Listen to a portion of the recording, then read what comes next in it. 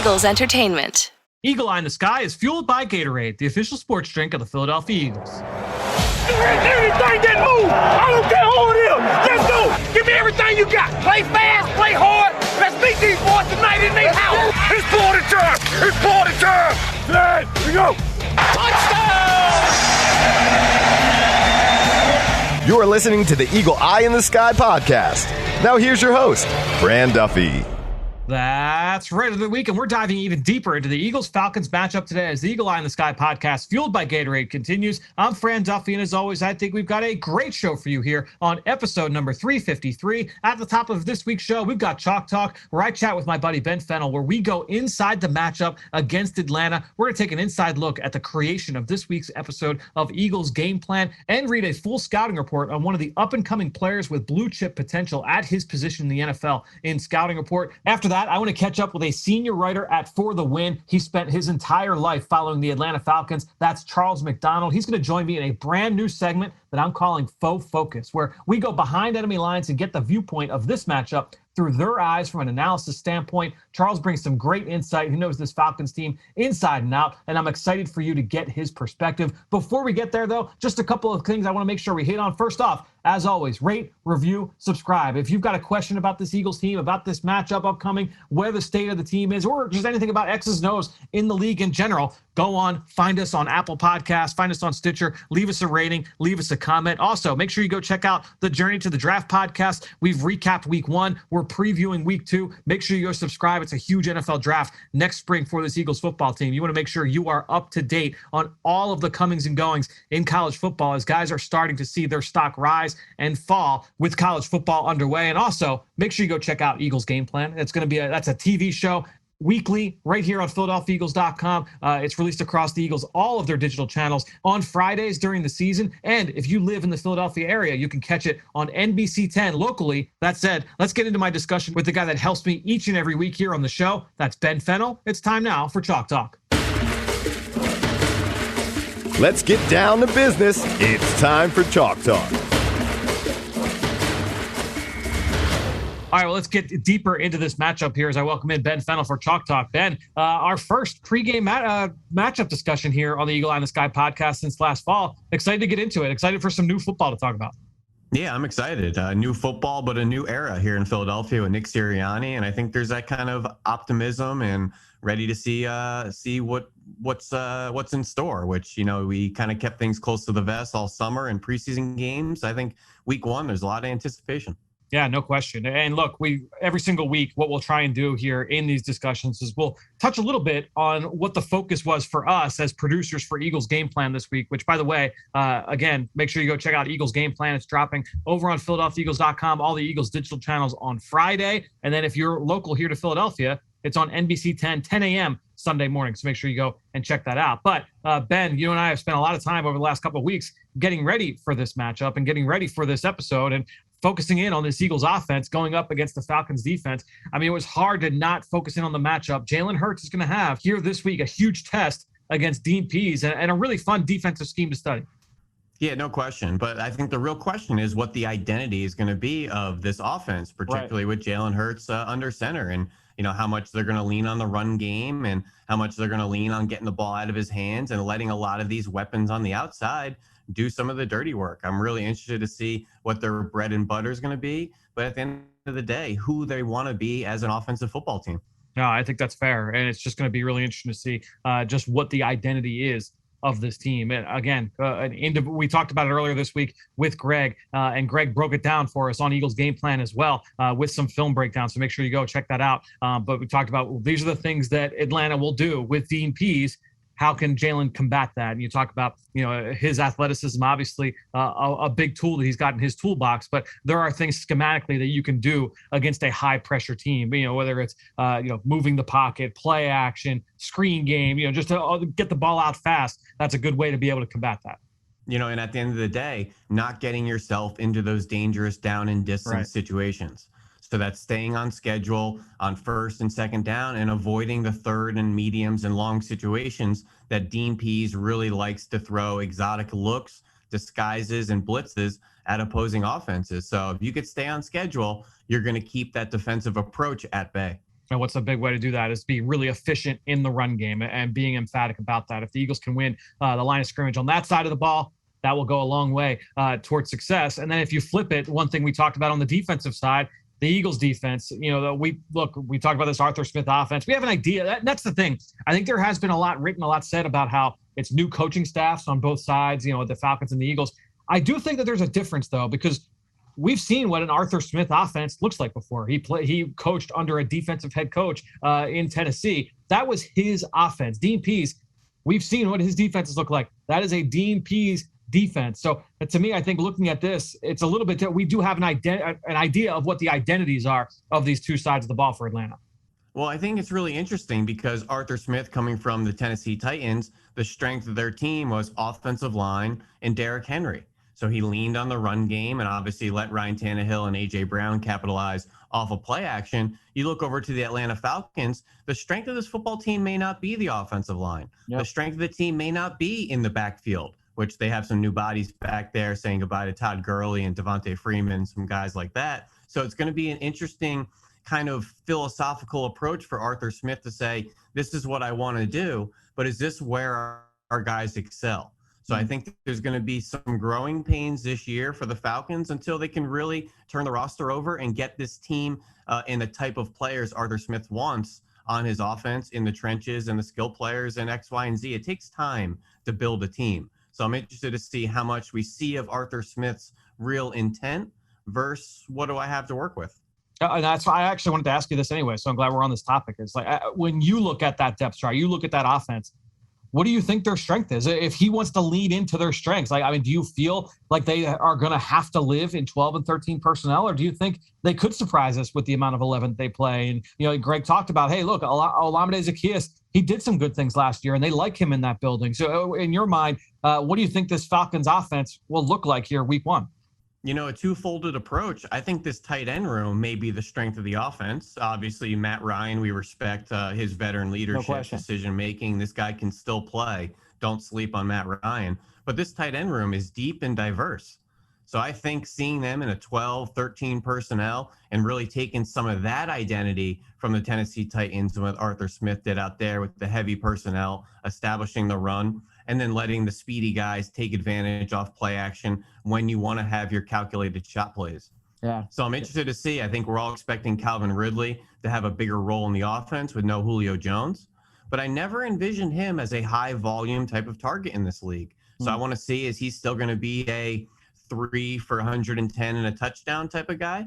Or is he going to be that third down go-to guy where he's going to be having stat lines of 7 for 65 and a touchdown? I think he's going to take on a little bit of a different expectation, but they have Frank Darby out there. You have Russell Gage. You have Zaccheaus. We may just see some more involvement. We have Tajay Sharp, who came over from the Tennessee Titans. So we may see some younger guys contribute more than we think.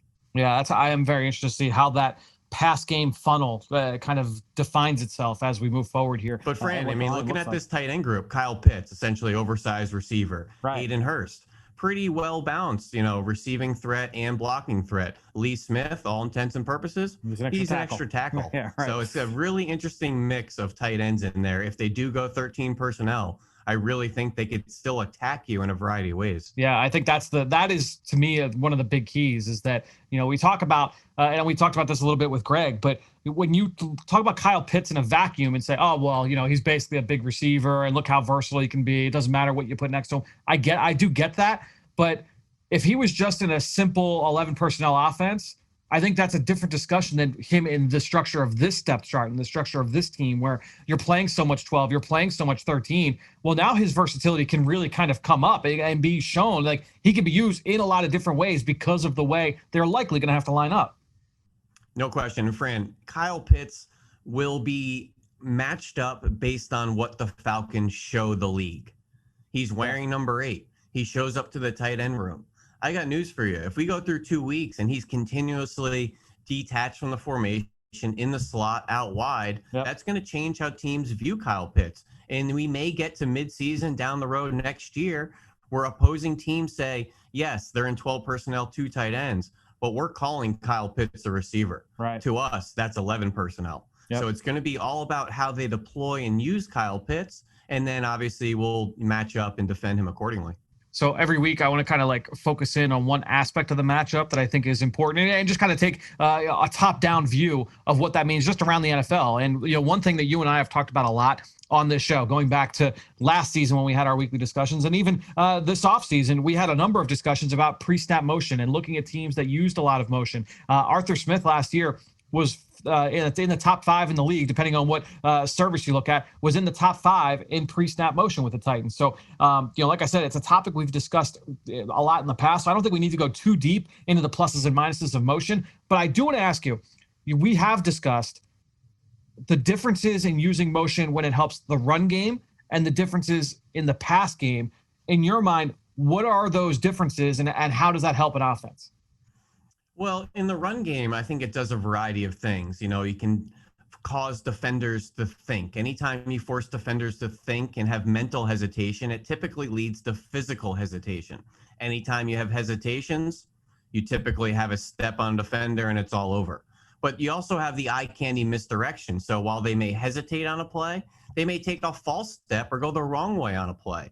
You also have to remember the hesitation going the wrong way. That helps the other guys get their assignments done in leverage blocks. So there's a lot of things that it can do in the run game to really help the aspect of, running the football. In the pass game, I really think it's more about occupying other areas of the field and using not just the vertical space and going deep, but the horizontal space.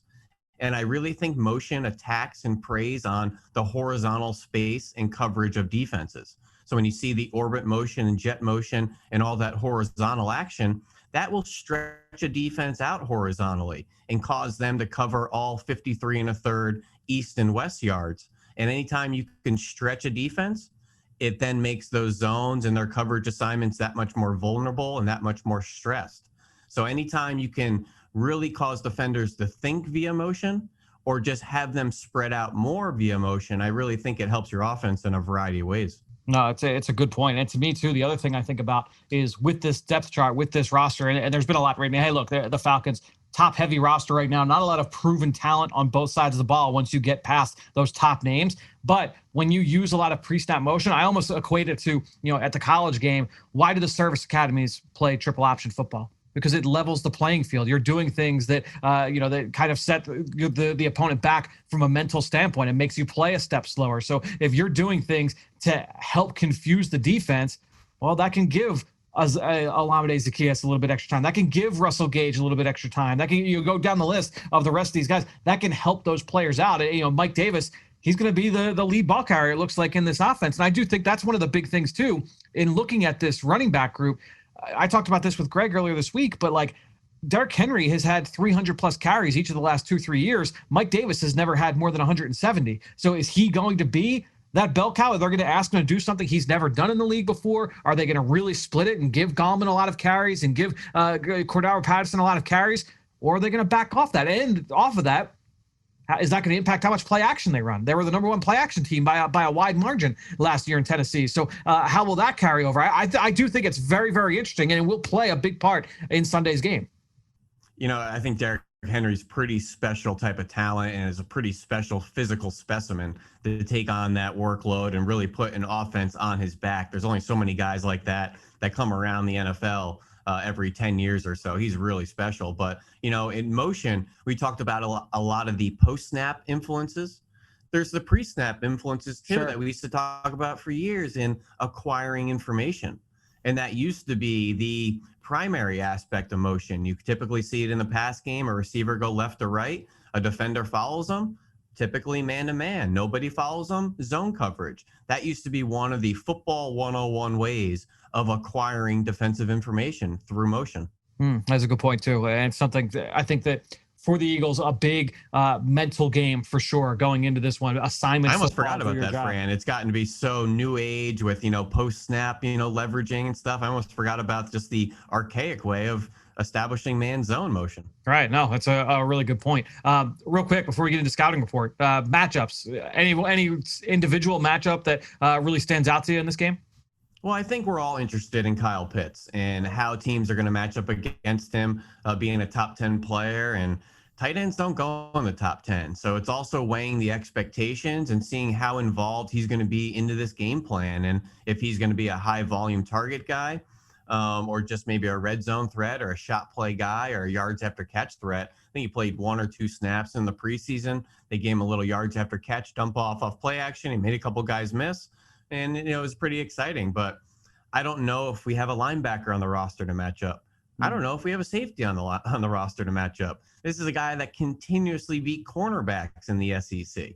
So I'm interested to see when we get into 3rd and medium, 3rd and long, who matches up against Kyle Pitts. Or whom. It may be more than one. He might be a guy you have to bracket. So he's proven to be a one-on-one nightmare in college football, linebackers, safeties, corners, whoever you have. So it's not just a Philadelphia Eagles thing. It's an NFL thing. I really want to see how defenses match up against this guy. It was funny.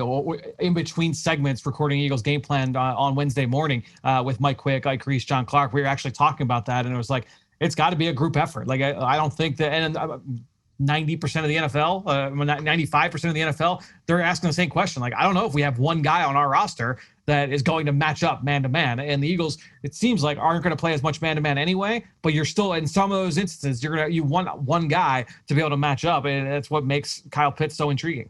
And personally, Fran, after watching him at the University of Florida for the past 2 or 3 years, coming from Philadelphia area, what I would want to do is not give him free access into the intermediate and deep parts of the field. And that may have to take away a defensive lineman in his pass rush to say, hey, Derek Barnett, Josh Sweat, I need you to bump him before rushing the passer. I do not want to allow this guy to get a head of steam into the defense, particularly the intermediate and deep parts. I'll sacrifice the defensive end to give him trouble off the line.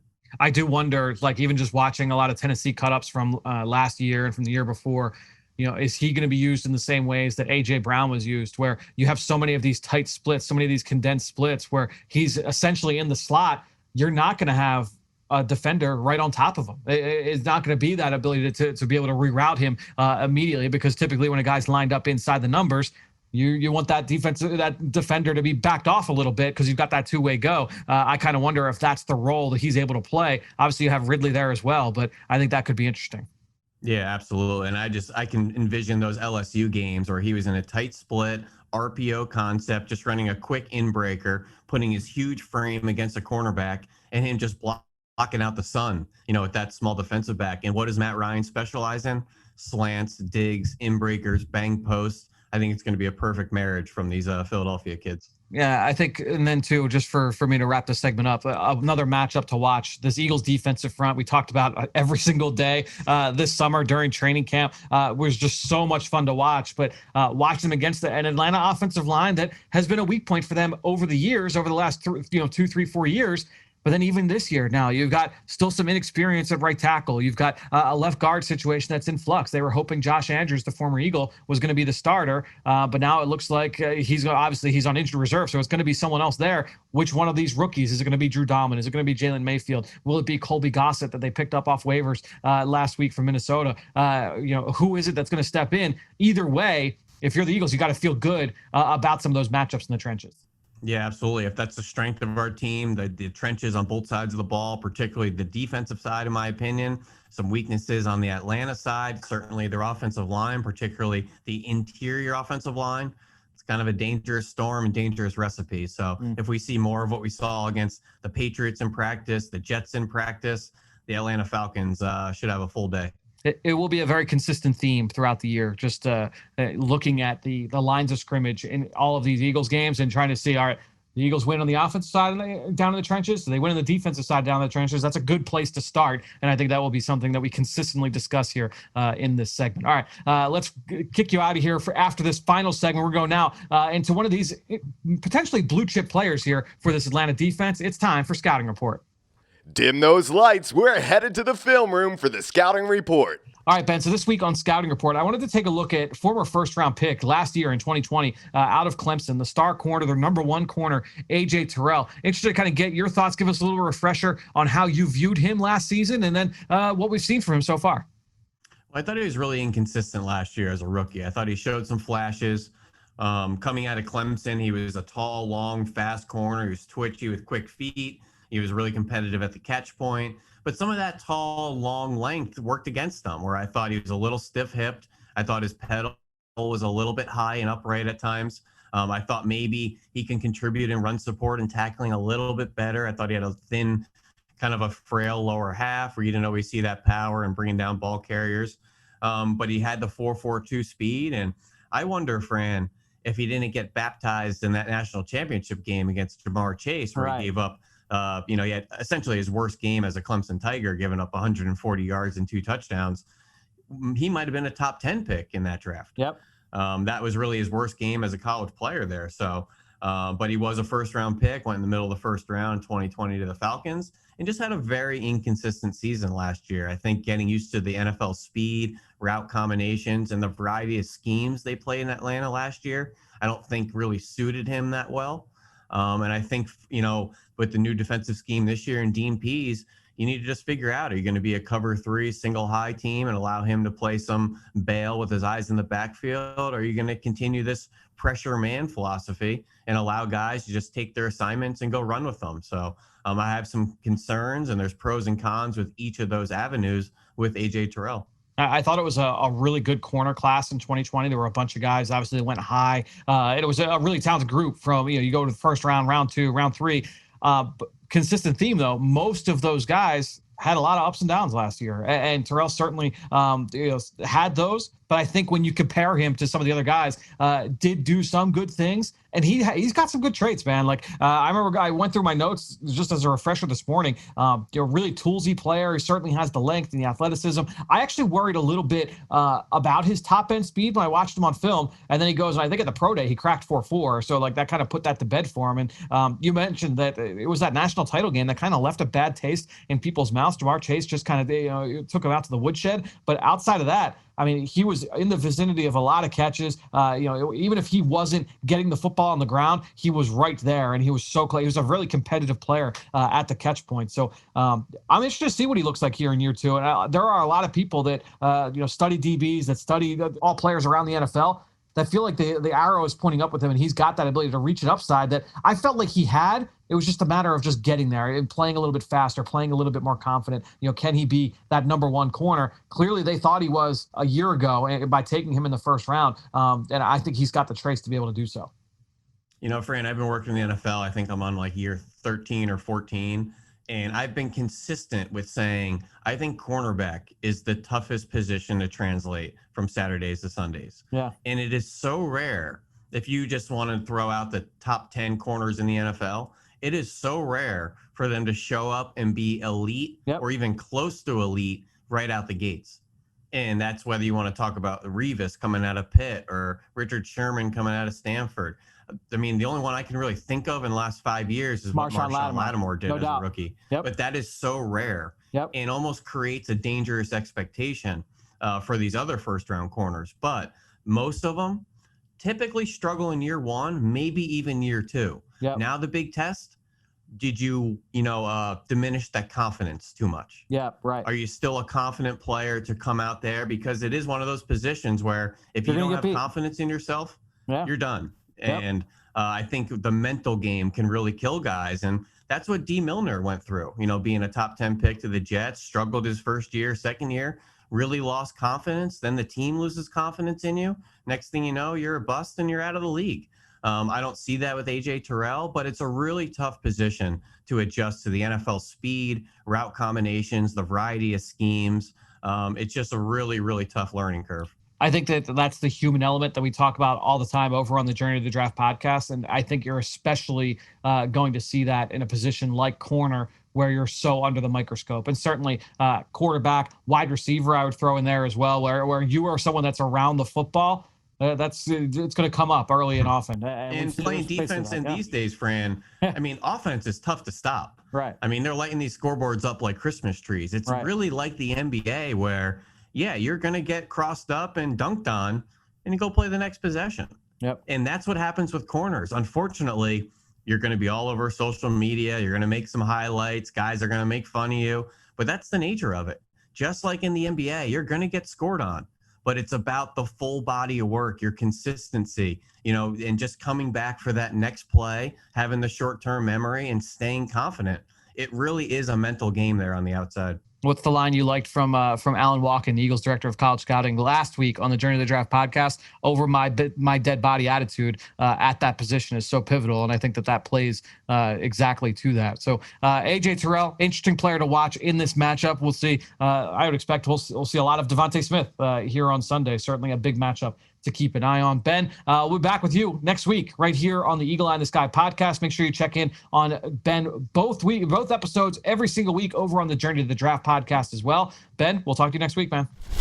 Great stuff from Ben, who you can follow on Twitter, just like I do, at Ben Fennell _NFL. And while you're at it, I'm at Eagles XOs. That's where I post all the podcasts I'm a part of and all of our X's and O's content that we produce here with Eagles Entertainment. You know how much I appreciate everybody that promotes this podcast on social media. That is one way to support the show, but the best way is to go on to Apple Podcasts or Stitcher. Leave us a rating, leave us a comment, leave us a question. If you do, we will answer it right here on the show each and every week. If you're enjoying our segments with Greg Cosell, if you're as excited as I am that those segments are back, go on, let us know over on Apple Podcasts. Best way to throw us your support as the season kicks off. That said, I told you earlier, I was teeing up a brand new segment here on the show. Really excited to catch up with Charles McDonald. Let's get that conversation going now in Faux Focus.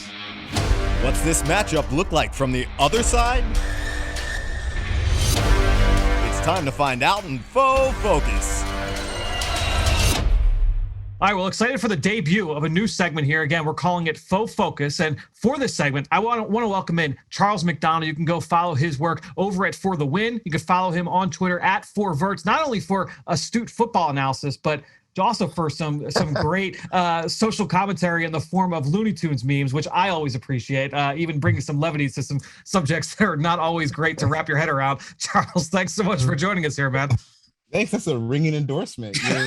You get the whole encompassment of my Twitter account in one little sentence. I like that. That's one thing that I like this year. That's not the Atlanta Falcons. Yeah, that's exactly right. There's plenty to be able to take in for sure. And unfortunately, there's always it's an endless amount of material when it comes to the latter as well. Well, Charles, let's get into this, man. I want to ask you, looking at this from a Falcons point of view, what's the biggest strength for this team entering this game on offense? What would give you confidence if you were Atlanta that you can win this game based on that side of the ball? Well, I guess my first thing would be the addition of Arthur Smith. Like I think that him coming over from Tennessee is a big upgrade over what they had last year with Dirk Carter. And I just think, when you watch that Tennessee offense, it's not only just obviously they have great players last year with Derrick Henry and AJ Brown, and Ryan Tannehill has had a huge resurgence in Tennessee since his time in Miami. But the way that it was coordinated was just amazing, because you have all these great players doesn't mean that you're going to be top 5 in red zone scoring 2 years in a row. I think a lot of that has to do with coaching. So I think Arthur Smith gives them a big boost in this game, because you're coming in with a pretty shaky offensive line. Just to be honest, you're going to have, as Arthur Smith said, Jalen Mayfield is going to be starting his first game against Fletcher Cox and Devon Hargrave. And Arthur Smith said, everyone's got to get baptized at some point. So that's going to be, I think, an area that the Falcons have to work around. But when you look at Arthur Smith, you have the veteran leadership of Matt Ryan. Calvin Ridley is one of the best receivers in the NFL, and then we're going to see what Kyle Pitts is made of in his first game.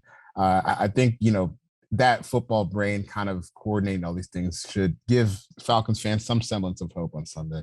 What is the vibe around that collection of skill talent entering this season? Is it, man, we're really excited about, obviously, Calvin Ridley, continuing to take that next step. You get Kyle Pitts in there. What is the level of excitement around the totality of that group of pass catchers and ball carriers? I think that people are cautiously optimistic, I would say, because one thing that helps a lot is last year when Julio Jones missed time, Calvin Ridley, he showed that he can put up wide receiver 1 numbers at least. And, just his route running gives him an advantage against most cornerbacks in the league. And he's, really a special talent. So at least you still have that baseline wide receiver 1 talent with Ridley. And then Kyle Pitts coming along. I mean, I know we didn't see much of him in the preseason, but that one catch we saw was pretty special, where you come back on the play action concept and he's got 20 yards to run, and you see like how big and fast and explosive he is, which was what made him the 4th overall pick. So, those two guys are going to be the key. I think people are also kind of intrigued to see what Russell Gage does as the 3rd receiver behind those two in terms of targets. And then on the ground, like I said before, the offensive line is a question mark, I guess, to be a little nice. But we have Mike Davis and Wayne Gallman, who they just signed the other day. Yep. Personally, I think that that's a good enough running back duo to carry you through the season in terms of talent-wise. We're just kind of going to see how these offensive line opens up holes for him. And then I think an underrated piece is Hayden Hurst, the second tight end that they have. Maybe if Julio was here, he wouldn't be getting a lot of targets, but we're talking about 2 tight end sets, which Arthur Smith is known for. You got 2 starting caliber guys with Hayden Hurst and Kyle Pitts, even if Hurst isn't like a game breaker in the same mold as Pitts. So, they got some pieces. I guess the biggest thing for me is how does the offensive line hold up against a defensive line that is, to me, undoubtedly more talented than them. Yeah, as I talked about earlier on the show, that is the matchup that I'm going to be most focused in on, that I feel is most pivotal. Same kind of question here, going over to the defensive side. You're the Atlanta Falcons. What gives you confidence in their ability to win this game, just looking at that side of the football? It's kind of weird, but for the first time in a long time, I feel pretty confident in the defensive coordinator, Dean Pease.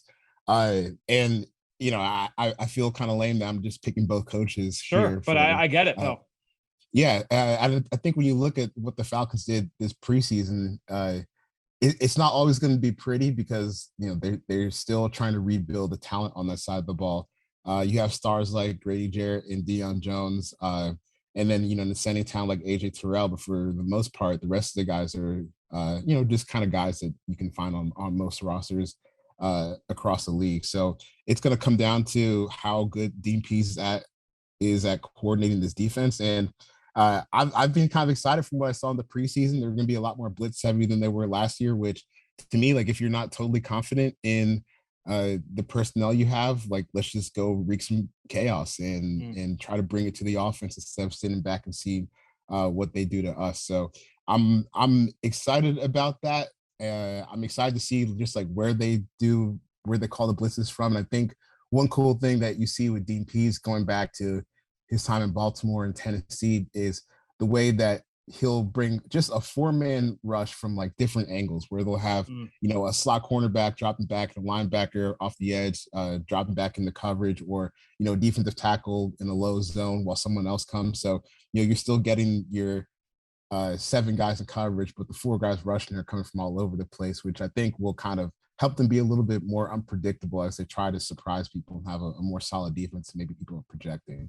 And that's the thing, I guess, when you've got some of those pieces up front that aren't necessarily like household names, but are versatile pieces. I mean, Brandon Copeland and Tuioti Mariner, like you have some of these guys that, they've got that ability to move forward and backward, and that does help from that versatility standpoint. And I guess my last question on this side of the football is this. I think a lot of Eagles fans, very familiar. All right, Grady Jarrett, blue chip player. Deion Jones, blue chip player. AJ Terrell, first-round pick last year on the upswing. We talked about him in the last segment. If you had to pick this game and say, okay, here's another guy that has the ability to really make a big impact on that side of the football that's not one of those 3 names, who would that be for you in your mind? I'm going to go with, I hope I don't mess up his name, Foye Oluokun. Sure, He played linebacker for them last year.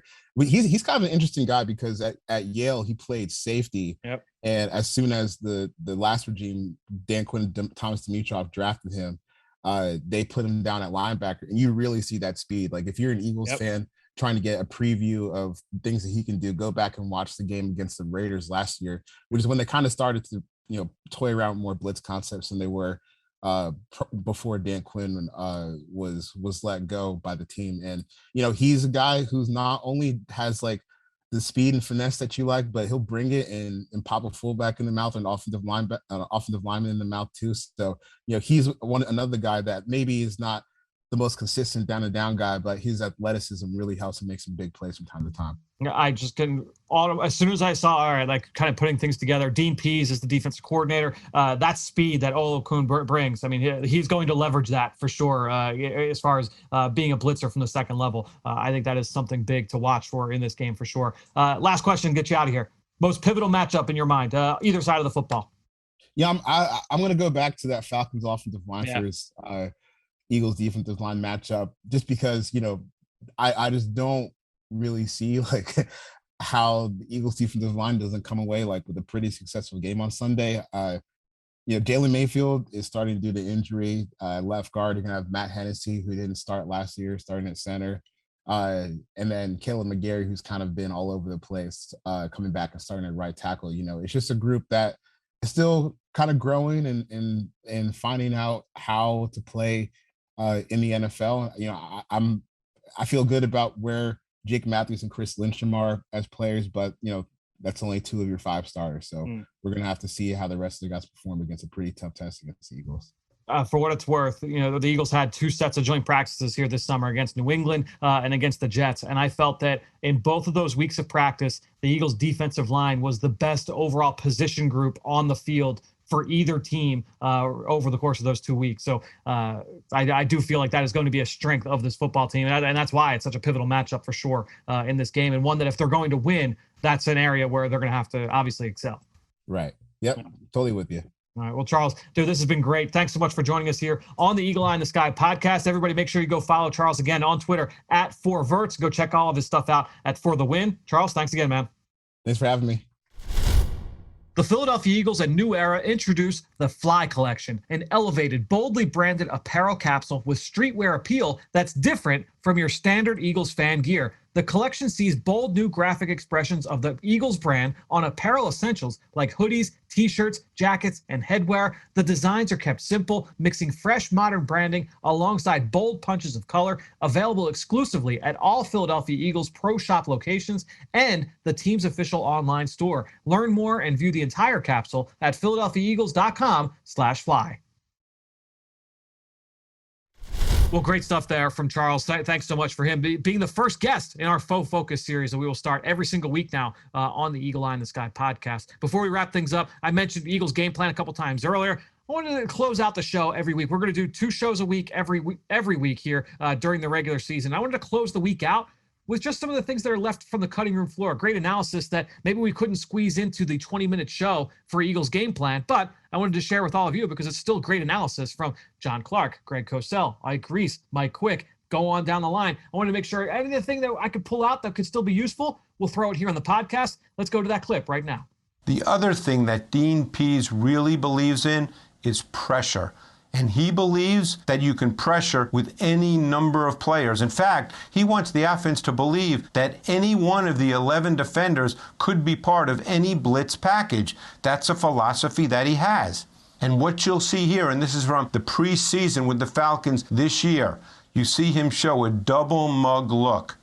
And the way pretty much everybody in the league blocks a double mug look is the center blocks one of those A-gap players and a back will block the other A-gap player. And that's exactly what the Titans show here. So what does Dean Pease do? He brings a third A-gap blitzer. This is a triple A-gap blitz, and there's no one to pick up the defensive back because there's no one there. There's no extra blocker to do that. And the key part of this, Dean Pease knows that the back will be part of the protection, not releasing freely into a route, so he can add that extra defender into the blitz package.